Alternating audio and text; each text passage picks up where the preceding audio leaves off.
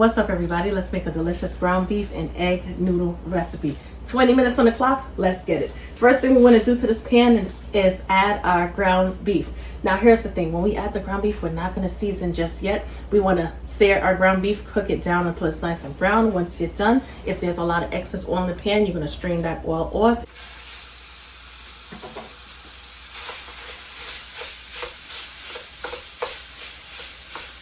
We're going to give it a quick stir now that the meat is broken down.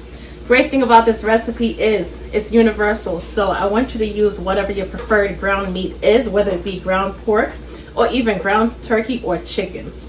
If you want to be a little extra, you could honestly use not only ground meat, but you can also incorporate some ground sausage. Not only would it stretch it further, but it would also incorporate some extra flavors, right? Because you know, like once you add that sausage, okay, the ground sausage is infused with so many different spices. All right, we're looking good so far.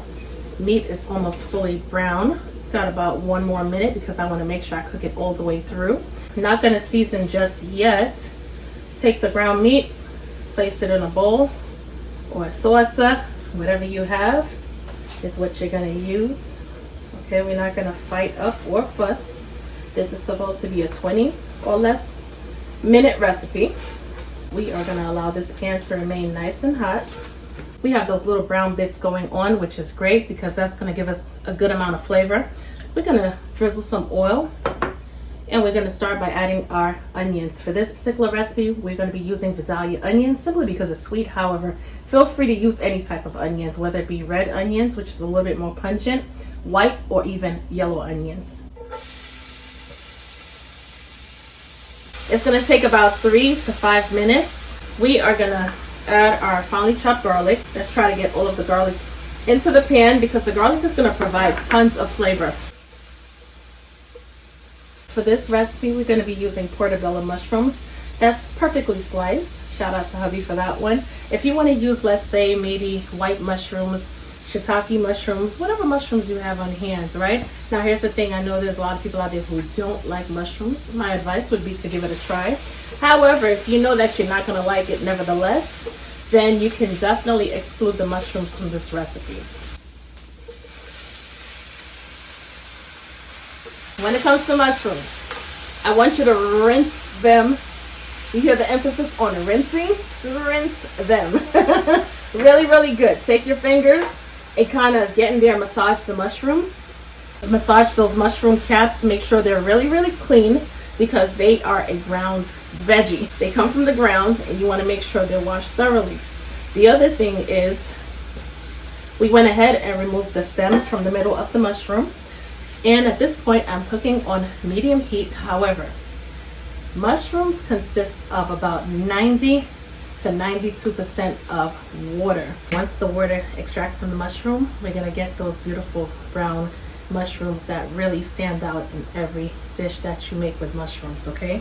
By the time you incorporate the other stuff, it's gonna have that beautiful brown color. We're gonna cook the mushrooms for about 5 minutes. For those of us out there, like I was saying earlier, who don't like mushrooms, would you believe I tell you that my husband, oh my goodness, when we met like about 20 years ago, yeah, it's a long time, right? We met like 20 years ago. He did not like mushrooms. He's like, I'm not eating no mushrooms. I'm not eating no fungus. Now, keep in mind, right? Since I was a little girl, my grandmother never really made mushrooms, but my mom did because she was vegan, okay? And we, right off the bat, we fell in love with mushrooms as kids. So to me, it's always been delicious, you know what I'm saying? So trying to get hubby to eat the mushrooms was like, oh my goodness, trying to find a needle in a haystack. Not to sound cliche, but it was really hard. He was like, no, no, no, no, no. And then finally, I made a dish with mushrooms. And believe it or not, would you believe this man loves mushrooms? Almost probably more than me. He goes out, we go out to Hula Hands from time to time. And if you've ever been to Hula Hands, you know that they have shrooms, right? That's this mushroom, or should I say, you know what? It's a portabella mushroom, definitely. And they take cream cheese and they stuff the cap part of the mushroom after they remove the stem. And of course, they roll it around in flour, egg wash, and dip it in breadcrumbs. And they kind of take some dried Parmesan cheese and a little parsley, and they decorate it really, really good after they deep fry it. And when I tell you, when you bite into those shrooms and you get that creamy decadency of the cream cheese, not to mention that crispy texture from the panko breadcrumbs, what? Who in their right mind is not gonna like mushrooms? And every time he goes out to Houlihan's, we was at Houlihan's, as a matter of fact, like 2 days ago. We went like 3 days in a row. And first thing he ordered was that wing and things platter. But don't tell nobody, okay? And it comes with like 4 shrooms on that platter. Man, when I tell you he goes to town, he goes to town. He gets that horseradish sauce that it comes with, and we dip and we bite. Boy, listen. Deliciousness at its best. So yeah, he loves mushrooms. And at first he was like, I don't even know why I didn't like mushrooms. I think it was more of a like a family preference, I guess, because sometimes when we're not introduced to certain things, it's like, I'm not interested, you know what I'm saying? But after you give it a try, it's like, wow, this is actually good. Look at the bottom of the pan, right? As you can see, we have our brown bits at the bottom of the pan, and this is what we need. We are going to add some all-purpose flour, which is going to work as a thickening agent. We're going to give it a good stir, and we're going to cook our flour until it becomes nice and toasted for about 30 seconds before we start the deglazing process. I can choose to use, let's say, maybe some white wine. Some Pinot Grigio would be good. That would definitely step up an element of flavor. Or you can just simply say, you know what, I have some chicken stock or chicken broth on hand, and I'm going to use that instead. Okay, so that's what we're going to do.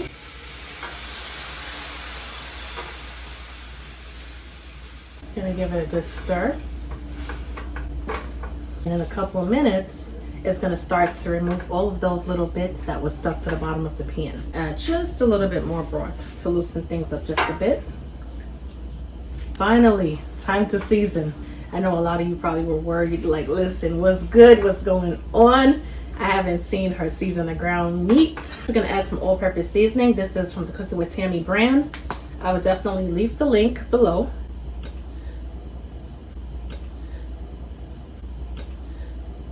We're also going to add some garlic and herb seasoning as well. That's going to bring out tons and tons of flavor in this dish. As you can see, I'm using a light hand. For a nice little smoky element, we're going to add some smoked paprika. You could choose to use sweet paprika for this recipe. We're also going to add some Worcestershire sauce. Packed with tons of flavor. It's savory, sweet, and slightly salty. And we're also going to add some Dijon mustard as well, for a nice element of contrast. Small amount goes a far way with this recipe. Let's add a small pinch of salt and ground black pepper. More pepper than salt, of course. Always taste as you go. And we're going to give everything a good stir. Make sure everything is well incorporated. For this recipe, I'm going to be using the fluffy egg noodles. Check it on out. Look at that nice brown color that we were talking about earlier. And that's simply because we allowed the mushrooms to saute and cook down until all of that water was evaporated, and it started the browning process, which looks absolutely beautiful. It gives it that nice, rich, deep chocolatey color. We're going to go ahead and add our ground beef back to the pan. Stir it on in. And the sauce is going to give the ground beef a nice color as well. Give it a quick taste. And we're going to allow everything to come to a slow simmer for about 3 to 5 minutes. All right, my loves, egg noodles are finished. We're going to add our egg noodles to the ground beef mixture. Stir it in really well. If you realize that your ground beef, because we added the all-purpose flour, is a little bit too thick, feel free to add some more broth. And if it's not thick enough, allow it to simmer for just a bit more until the sauce becomes slightly thickened. Gorgeous. I love the design of the egg. I was about to say egg-shaped noodles. I love the design of the egg noodles. It complements this dish really well. Turn our stove off. We're going to add some freshly chopped parsley. Stir that on in. And if you want to add, let's say, some Parmesan cheese for a nice nutty element of flavor, you definitely can do that as well. If you want to make this a creamy ground beef recipe, you can add some heavy cream or some half and half. That'll be your creamy dish, of course. Or if you want to turn this into like somewhat of a stroganoff, ground beef stroganoff, you can definitely incorporate some sour cream, and that would be absolutely delicious as well. But here you have it, my loves. We are finished. We're gonna do a quick taste test, and I'm gonna tell you exactly what I think, okay? Honest opinion. If it's garbage, we're gonna rip it up and throw this recipe away and start over. Playing. All right, let's go in for a big taste test. I want mushrooms, I want ground beef, I want everything, okay? Plus we got our egg noodles going on. We're gonna give it a second to cool off.